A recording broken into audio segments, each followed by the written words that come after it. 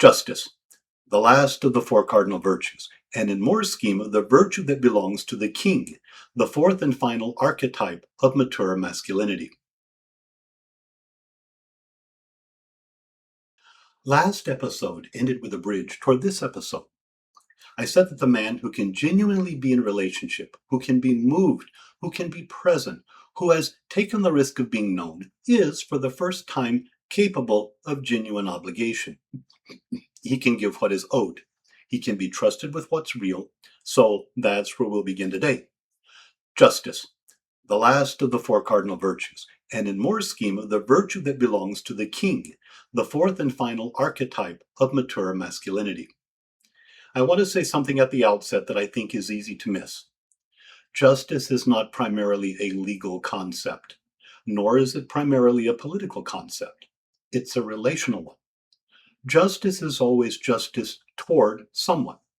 It always asks, what does this person, this specific person in this specific relationship, actually deserve from me, and am I giving it? That question, asked honestly, has a way of getting very uncomfortable very quickly, which is exactly where we're going. Aristotle opens his treatment of justice in the Nicomachean Ethics with an observation that I find arresting. He says that justice, unlike the other virtues, is completely a virtue not in itself, but only in relation to another. The other three virtues, courage, self-control, and prudence, are all interior to the soul. They don't require the presence of another person for us to exercise them. The courageous man's courage can benefit only himself. The prudent man's prudence governs his own decisions. But the just man's justice, that by definition, is directed outward. It is always in service to somebody else. So that's the first thing to understand. Justice is inherently social. It can't be practiced in isolation. And footnote, this is why the term social justice makes no sense whatsoever. Justice is by definition social. So what does saying social justice add to the idea of justice? Not a thing. The one who claims to be just but has no one to whom he can give what is owed has not yet been tested in a meaningful sense. Aristotle's account has two faces, and both of them matter here. Particular justice is the justice of specific relationships and specific transactions. It asks, what does this person deserve from me in this context, given the nature of what exists between us? A husband, for example, owes his wife something different from what he owes an employee. A father owes his children something different from what he owes his friends. What you owe your pet is different from what you owe your child. These are not the same obligations, and confusing them or substituting one for another is itself a kind of injustice. Particular justice is where most men fail. Not in spectacular ways, but quietly, through the slow erosion of specific obligations that no one is currently demanding they fulfill.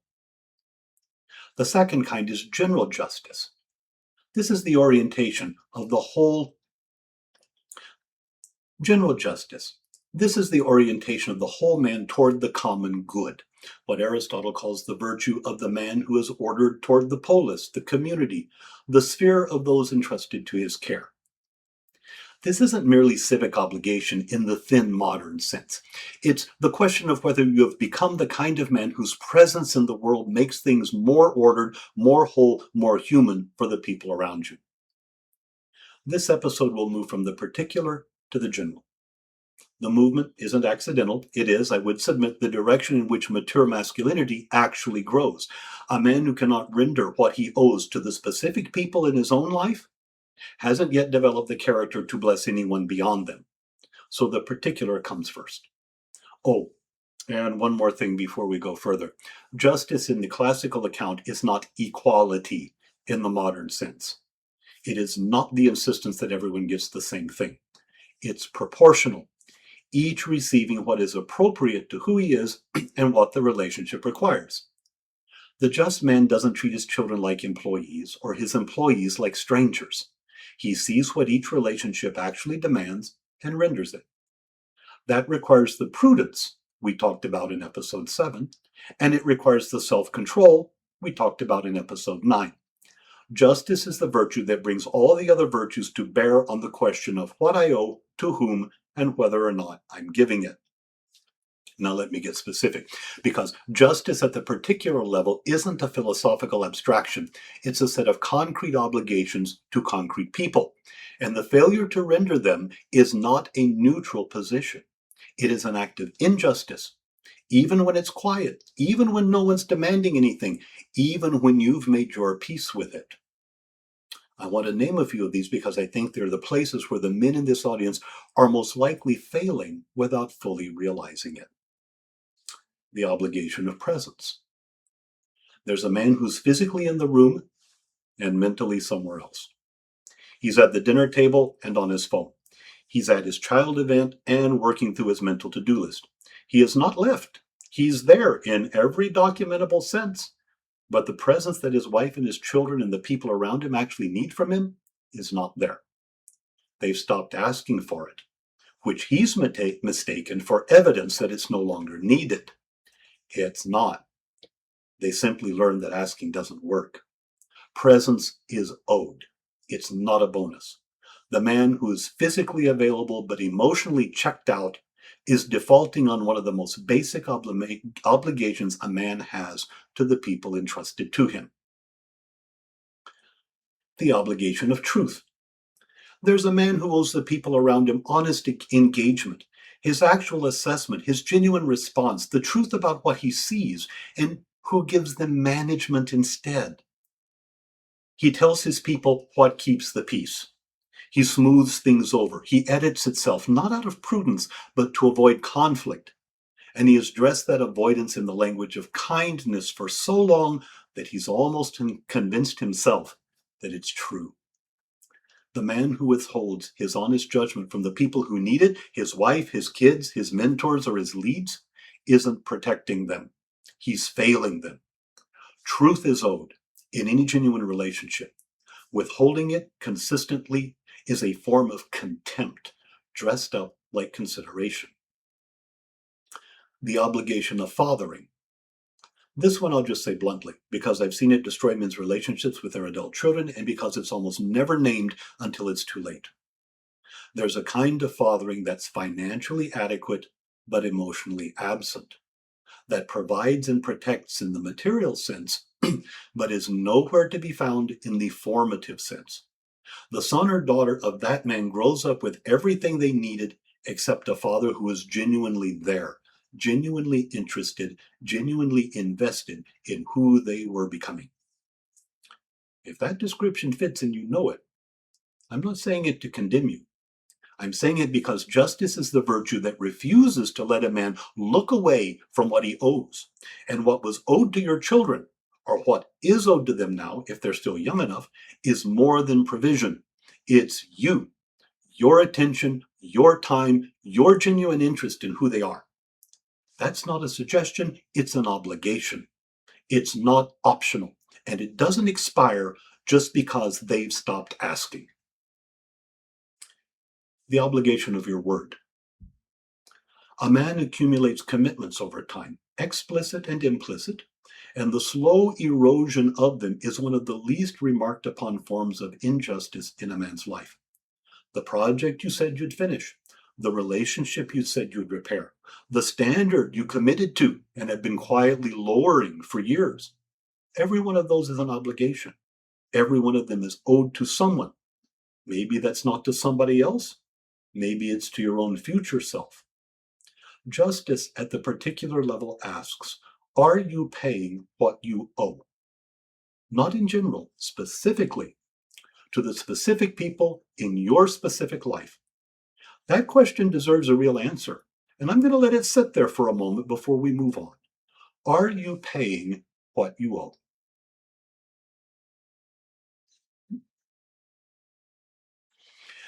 Here's what happens to a man who actually renders what he owes. He stops being merely a debtor. The man who has discharged his particular obligations, who is genuinely present, who tells the truth, who fathers in the full sense, who keeps his word, that man has something left over.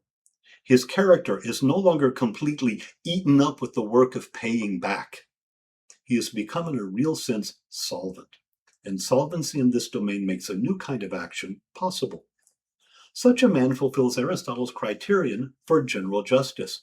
Not the man who simply is meeting his obligations, but the man whose whole orientation has been ordered toward the good of those around him, whose presence in a room, in a family, in a community, in a business makes things better than they were before he arrived.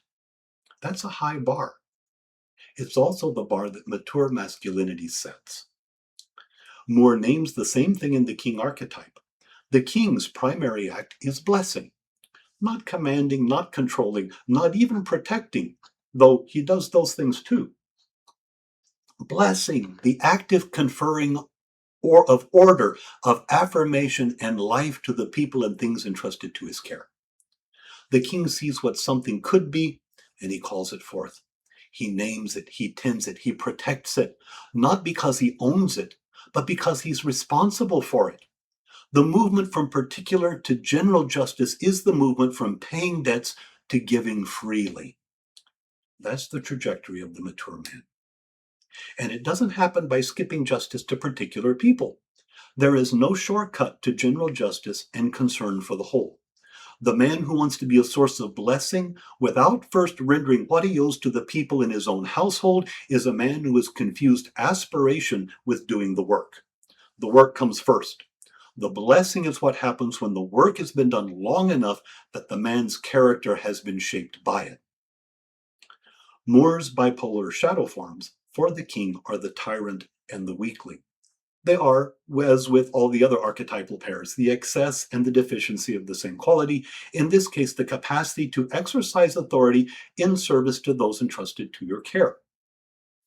The tyrant exercises authority in service of himself. He dominates, diminishes, and controls. His injustice is active. He takes what's not his, the agency of others, credit that belongs to someone else, space that should be shared, decisions that should be distributed. The tyrant is the man who cannot tolerate anyone around him developing competence that they didn't receive from him, or achieving anything he didn't authorize. He mistakes control for leadership and diminishment for order.